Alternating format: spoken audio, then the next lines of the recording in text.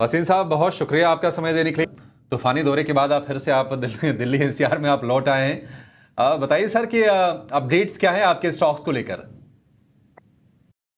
बिल्कुल आपके साथ मुंबई गया, उसके बाद अलीबाग गया, उसके बाद वलसाड गया, उसके बाद वापी गया और वापस मुंबई आया और अब दिल्ली गुड़गांव। तो आप इतना नहीं कर सकते, 60 साल की उम्र है सर। और दूसरी चीज, दौरे में दिखता भी है कि क्या बाइंग सेलिंग हो रही है। एंटरटेनमेंट ऑल टाइम हाई पे है। अलीबाग जैसी जगह जो मैं गया वहां कोई रूम खाली नहीं था। और वो बता रहा है कि travel tourism consumption are in a very very sweet spot. आपको अपडेट दे दूं, मैंने आपको रतन पावर कहा था, वो मेरा फिर रिपीट आइडिया है। जब तक 18 रुपए नहीं जाएगा आप इसको छोड़ना मत। 2700 मेगावाट है अमरावती और नासिक में, और मार्केट कैप 47 रुपए की हो ही नहीं सकती। It is a very very big stock to own, very excellent play on the power sector जो बूम कर रहा है। साथ में एनसीएलटी से जिस दिन ये निकला उसकी री रेटिंग एमिनेंट है, तो 18 रुपए का टारगेट है। दूसरा मैंने आपको सेल दिया था, वो इंट्राडे में अपने टारगेट के पास गया, वो अभी भी मेरे फॉरवर्डेड है। और तीसरा कोफोर्स दिया था, जहां मेरी एंटिसिपेशन थी कि ये जो टेक ओवर है एक पॉजिटिव होना चाहिए जो सिग्निटी का, लेकिन मार्केट की मैकेनिक्स थी और ये स्टॉप लॉस हो गया था। मैं अभी भी होल्ड करता हूं। 25% की करेक्शन इज अनवारंटेड इन कोफोर्स। मेरे हिसाब से 25% की अपसाइड है, माने 6000 का भाव मुझे दिखता है।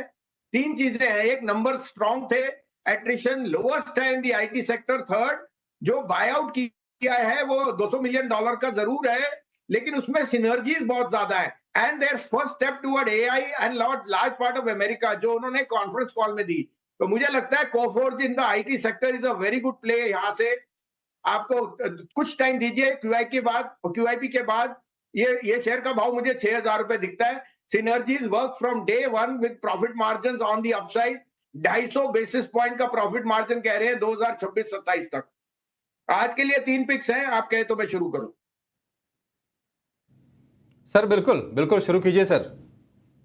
तो पहले तो आपको रतन इंडिया कह दिया। रतन इंडिया पावर हर एक के पोर्टफोलियो में होना चाहिए। 9 रुपए में आपके पास जाने के लिए 1 रुपए और कमाने के लिए 10। तो आप अपनी डिस्क्रिशन कीजिए, अपना जो भी आपकी एनालिसिस है वो कीजिए। लेकिन मैं आपको एक बहुत बढ़िया शेयर बता रहा हूँ इस भाव पे। 8 रुपए वाला जेपी पावर आज 20 रुपए है, वो भी उसमें भी 6 महीने ही लगे थे। दूसरा कोल इंडिया, मुझे नंबर्स बहुत पसंद आए और मैं कई टाइम से कह रहा हूँ 220, 250, 300, 350। कोल इंडिया में री रेटिंग एमिनेंट है।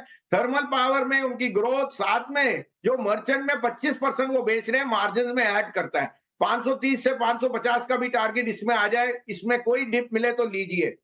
तीसरा है बजाज फिनसर्व। मुझे बजाज फिनसर्व के नंबर्स और जो ये न्यू आपकी बजाज फाइनेंस में क्लैरिटी आ गई, बहुत पॉजिटिव है। होल्डिंग कंपनी है। इंश्योरेंस में उसके ग्रॉस नेट वैल्यू एडिशन सबसे स्ट्रांग है। 1880 का टारगेट है और स्टॉप लॉस है 1620 का इसका। साथ में मैं ये कहना चाहता हूं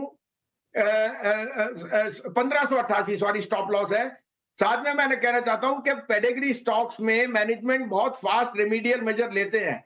किसने सोचा था कि 5 महीने में ही Bajaj finance is back up and running.